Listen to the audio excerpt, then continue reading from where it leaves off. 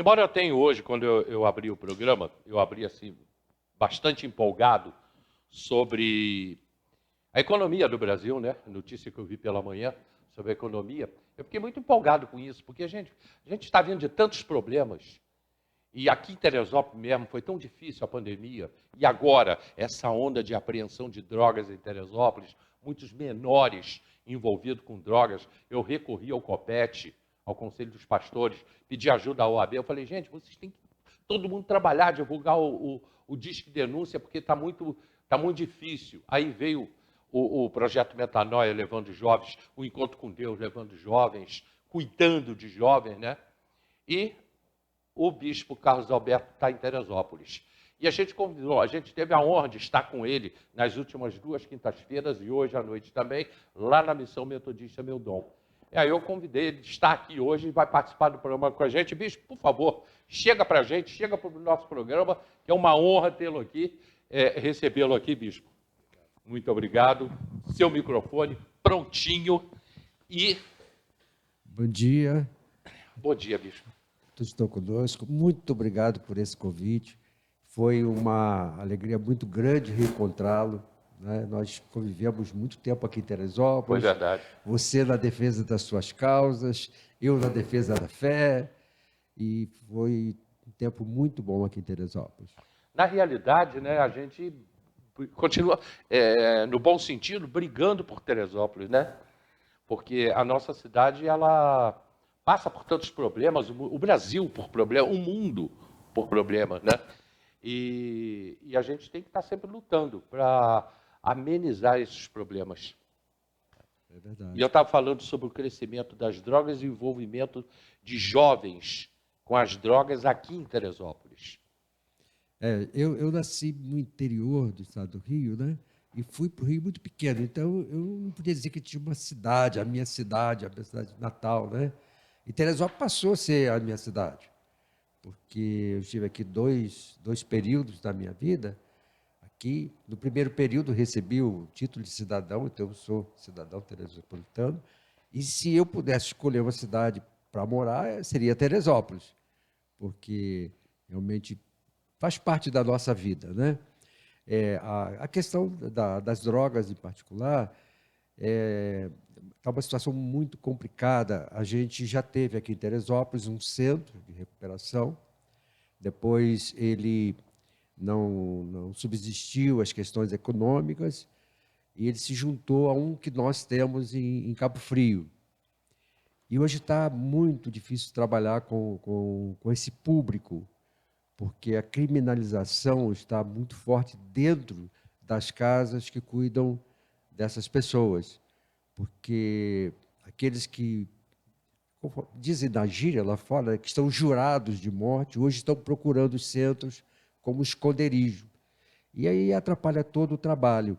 O centro em Cabo Frio está tendo muito problema e está só se agravando, né? Infelizmente, cada vez mais agravando esse problema e destruindo quase que uma geração inteira.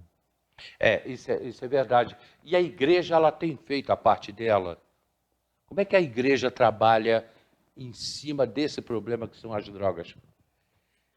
A igreja trabalha em 2 aspectos, né? O primeiro é a prevenção, quando ela trabalha com adolescentes e jovens. E a outra é a recuperação.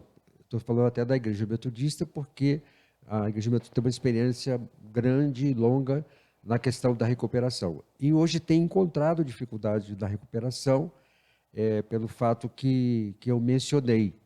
Hoje, em Cabo Frio, o nosso trabalho com recuperação só se limita a ambulatorial, né? a trabalho com psicóloga, com pastores, aconselhando, dando assistência à família. E uma coisa muito séria, sabe?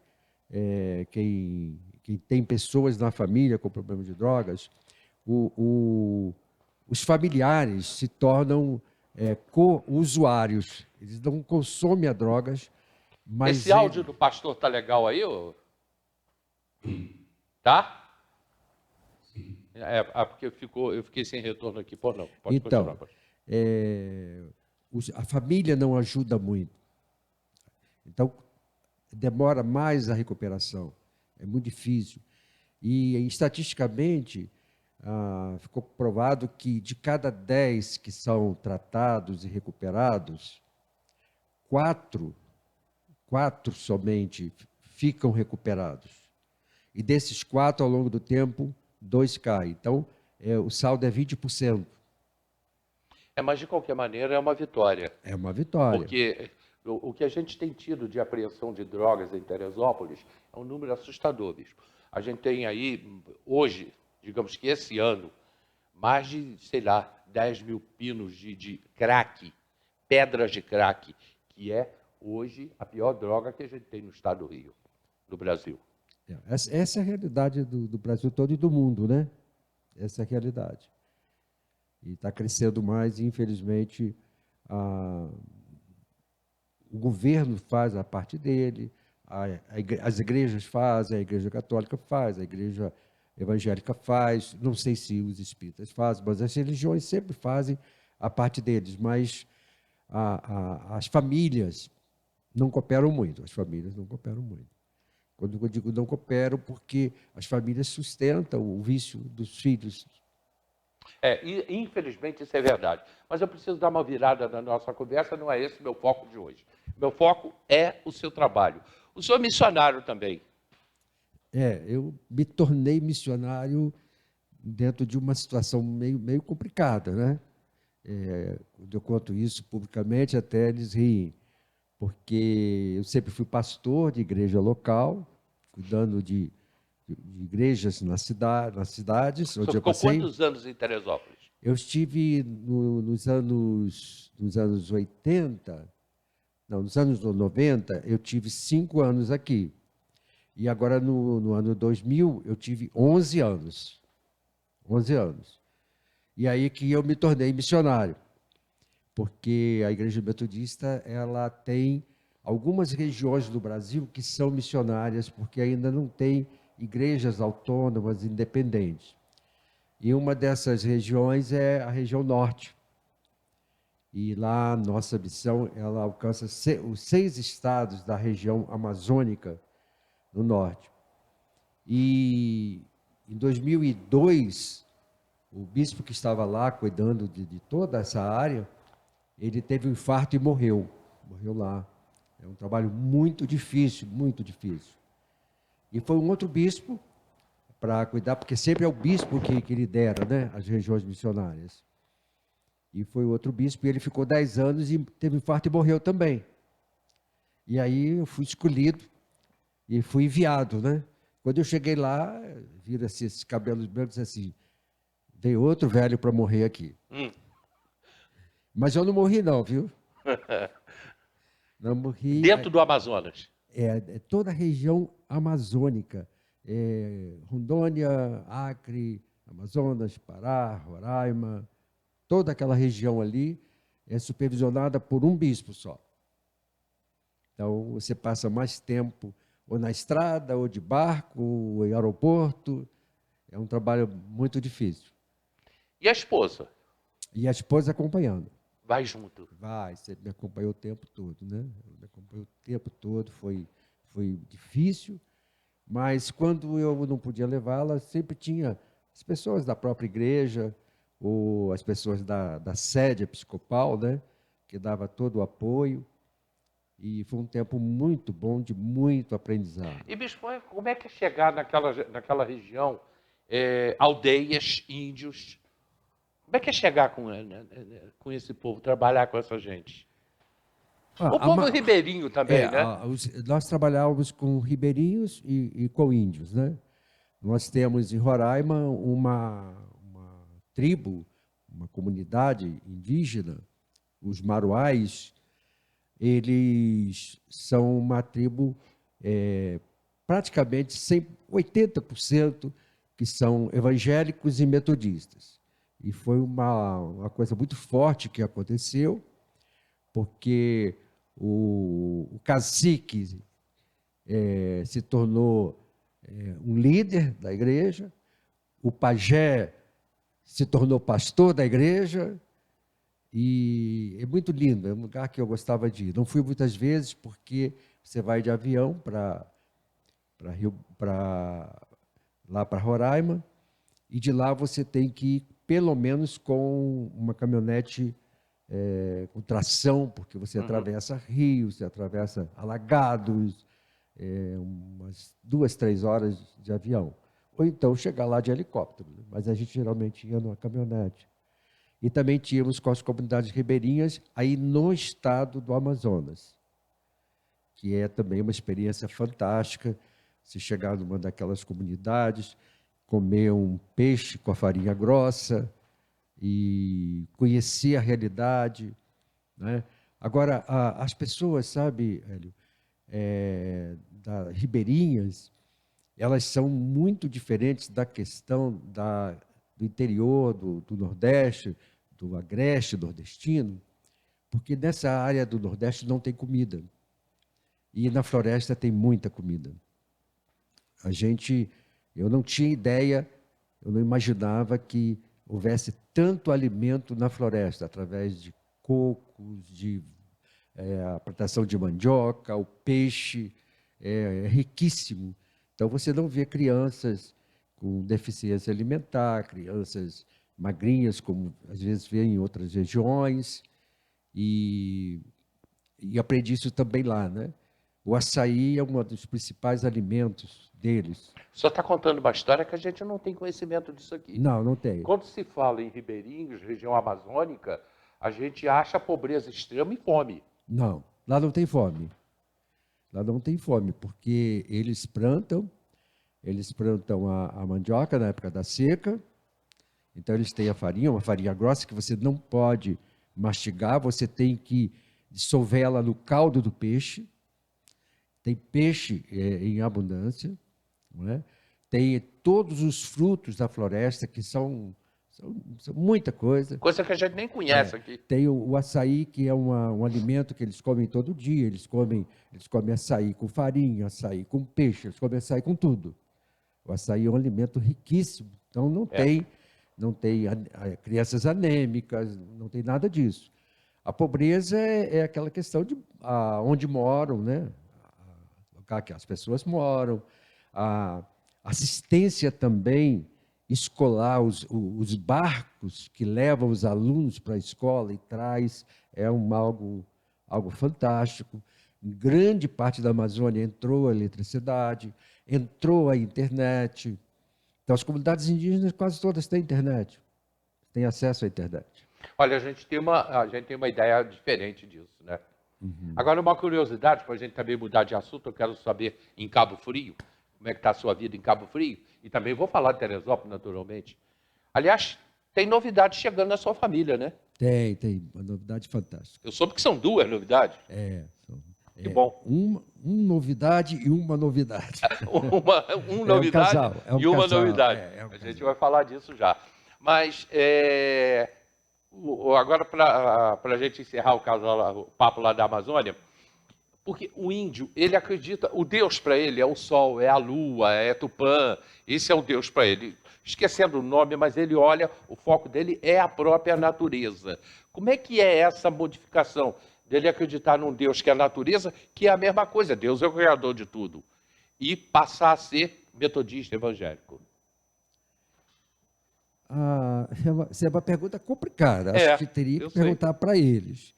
Mas quando eles se tornam cristãos, né, tanto porque a Igreja Católica também tem missão, né, ou se tornam católicos, ou se tornam evangélicos, eles praticam a religião como nós praticamos, né, com os cultos, com as missas, e a ideia é que há um rompimento com a cultura, e não há rompimento com a cultura. A cultura continua mesmo. Se você vai à comunidade indígena e você não sabe que aquela comunidade, por exemplo, como a que eu estou citando, é quase toda evangélica, você não vê nenhuma diferença se você for numa outra que não é, porque a cultura, ela permanece. Perfeito. Não é? Algumas coisas muito interessantes que eu aprendi, né, sobre a cultura indígena. Por exemplo, as pessoas dizem, acho que não é discriminação, mas se fala que o índio é malandro que não gosta de trabalhar. Sim. Né? Não é isso? Isso é falácia. Se você conhece a cultura deles, você vê que não é isso. O que acontece? O índio, o homem, ele é responsável para colocar em casa, na comunidade, a caça ou peixe. E a mulher é responsável por plantar a mandioca, o aipim e fazer a farinha. Então, ele sai todos os dias, muito cedo, em busca da carne para a família, ou peixe ou a carne. Ele chega, né, almoça, e aí um calor de 40 graus, ele vai dormir. Ele dorme à tarde. Porque amanhã, no outro dia, de madrugada, ele vai acordar cedo. E essa cultura é difícil tirar. Só um aspecto para você entender, para os telespectadores também, em Manaus, né? Manaus é uma cidade de mais de 2 milhões no coração da floresta. E tem muita gente vendendo coisas no sinal, na rua, muitos, quase todos são descendentes de índio.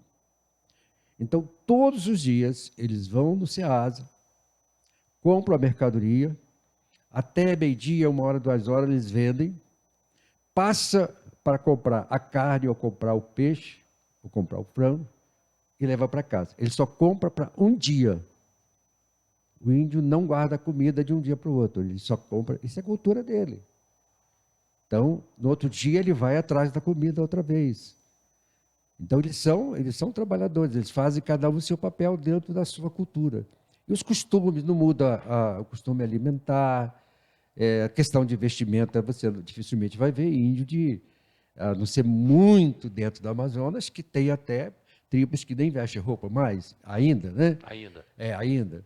Mas, normalmente, eles usam roupas que nós usamos. Porque também as comunidades indígenas, os idosos, os índios idosos, têm os mesmos direitos, são brasileiros, né?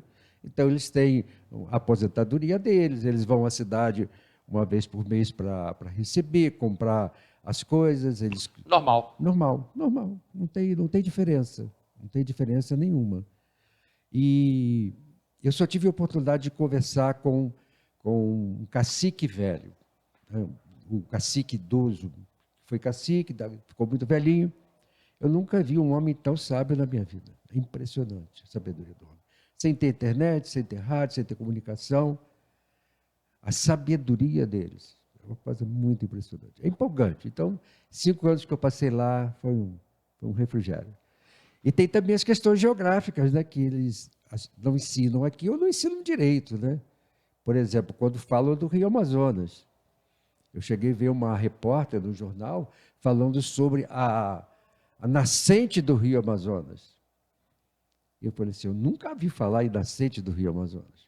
O Rio Amazonas é um rio que não tem nascente. Por quê? Porque ele é o resultado da junção de 2 rios. Não, de 2 rios. Primeiro ele nasce com 2 rios, o Rio Solimões e o Rio Negro, em Manaus. Em Manaus. Tem o Encontro das Águas, que é um fenômeno fantástico, né? Porque as águas do Solimões são barrentas, são escuras, e do Rio Negro, apesar de ter esse nome, são claras. Elas correm juntas 30 quilômetros rio abaixo sem se misturar. A ciência não conseguiu explicar esse mistério ainda. E aí forma o Rio Amazonas. Depois Quer dizer, o Rio Negro e o Rio Solimões. Aí forma o Rio Amazonas. Aí, dali para frente, que ele começa a receber os afluentes. E um dos maiores é o Madeira, que corta Rondônia. Ok, está aí, uma aula que a gente está tendo aqui, muito bom. Eu vou para o comercial, tenho comercial agora, e na volta eu preciso conversar com o bispo sobre o momento que nós estamos vivendo. Nós estamos vivendo um momento de batalha espiritual. Nós sempre vivemos, né? O senhor vai falar isso daqui a pouquinho. Desde lá, quando Jesus fez aquele período de 40 dias de jejum e oração, ali já começou a batalha espiritual. O senhor vai falar daqui a pouquinho, que eu estou indo para o comercial. E lembrando que ali em Araras você tem a gota elétrica do Posto Santo Estevão. Posto Santo Estevão, gasolina com a qualidade Fit, hoje está a 5,18. R$ 5,18 o litro da gasolina. É a gasolina mais barata de Teresópolis, 5,18. Só que a gasolina Fit, qualidade Fit. Posto Santo Estevão. E a gota elétrica também em Araras, que fica em Araras, no Alto, e agora em Albuquerque, com showroom em Albuquerque. A gente volta já.